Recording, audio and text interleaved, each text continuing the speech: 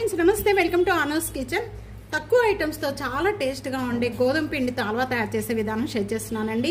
ఇది మనం ప్రసాదాలుగా తయారు చేసుకునేటప్పుడు చాలా ఈజీగా అయిపోతుంది, చాలా టేస్ట్ గా ఉంటుందండి. గోధుమ పిండి హల్వా. గోధుమ పిండి హల్వా తయారు చేసుకోవడానికి ముందుగా నేను ఇక్కడ 1/2 టేబుల్ స్పూన్ ప్యాన్ లో నెయ్యి, ఈ నెయ్యిలో మీకు ఇష్టమైన డ్రై ఫ్రూట్స్ వేయించుకోవచ్చు. ఇక్కడ నేను కాజు కిస్మిస్ అనేది వేయిస్తున్నాను. దాని కలర్ వచ్చేంత వరకు కూడా వేయించుకోవాలి. ఇక్కడ డ్రై ఫ్రూట్స్ వేగిపోయాయండి. ఇక్కడ వేగిపోయిన వెంటనే కూడా ఇంకా నేను ఒక బౌల్లోకి యాడ్ చేస్తాను. నేను ఇదే ప్యాన్లో 1 కప్ అనేది గోధుమ పిండి యాడ్ చేస్తున్నాను.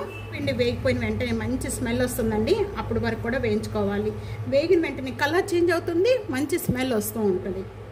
ఇలా వేయించుకునేటప్పుడు లో ఫ్లేమ్లో పెట్టుకొని ఇక్కడ గోధుమ పిండి మనం హల్వా తయారు చేసుకునేటప్పుడు పిండి ఎంత బాగా వేగితే అంత బాగుంటుందండి హల్వా అనేది.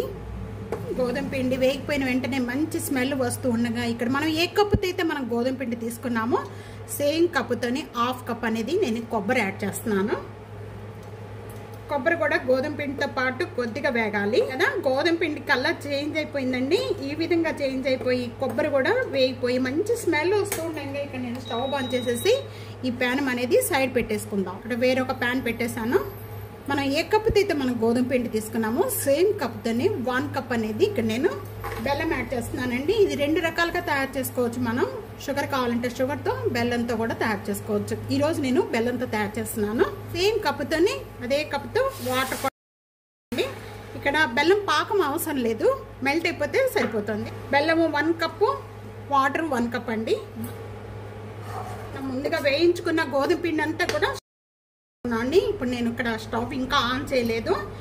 ఈ బెల్లం వాటర్ అంతా కూడా ఈ దీంట్లో వడపోసేస్తున్నాను. ఎందుకంటే బెల్లంలో మట్టి కానీ పీచు కానీ ఇలాంటివన్నీ ఉంటాయండి, ఇవంతా కూడా సపరేట్ అయిపోతుంది. బెల్లం వాటర్ అంతా కూడా మనం పిండిలో యాడ్ చేసిన వెంటనే ఇప్పుడు మనం ఇక్కడ స్టవ్ ఆన్ చేసుకుందాము. లో ఫ్లేమ్లో పెట్టేసేసుకొని మనం ఇదంతా కూడా బాగా కలుపుకోవాలి. ఏమి లంప్స్ కానీ ఏమి ఉండలు కానీ ఏమి లేకుండా సాఫ్ట్గా కలుపుకోవాలి. ఇదంతా మనం ఇలా కలుపుతూ ఉండగానే దగ్గర పడిపోతుందండి చపాతీ. అంతవరకు కూడా ఈ విధంగా కలుపుకోవాలి.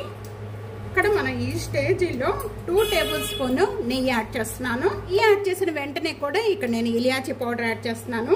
ఇదంతా కూడా ఒకసారి బాగా కలిపేసుకుందాము. స్టవ్ లో ఫ్లేమ్లోనే పెట్టేసుకొని ఈ విధంగా కలుపుకోవాలి దగ్గర పడేంత వరకు. కొద్దిగా నెయ్యి అనేది ట్రేలో అప్లై చేస్తున్నాను. మీరు కావాలి అనుకుంటే ఆ విధంగా కూడా డైరెక్ట్గా మనం తీసుకోవచ్చు. హాఫ్ అనేది డ్రై ఫ్రూట్స్ ఇలా యాడ్ చేస్తున్నాను. హాఫ్ అనేది నేను ఇక్కడ గిన్నెలో యాడ్ చేశాను.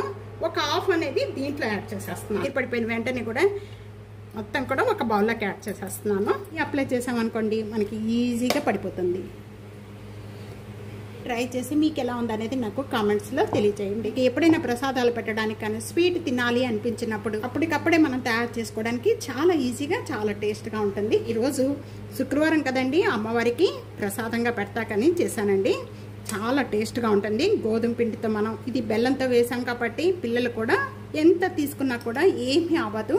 అంత గోధుమ పిండి హల్వా ఈ విధంగా ఒక్కసారి తప్పకుండా ట్రై చేసి మీకు ఎలా ఉందనేది నాకు కామెంట్స్తో తప్పకుండా తెలియజేయండి.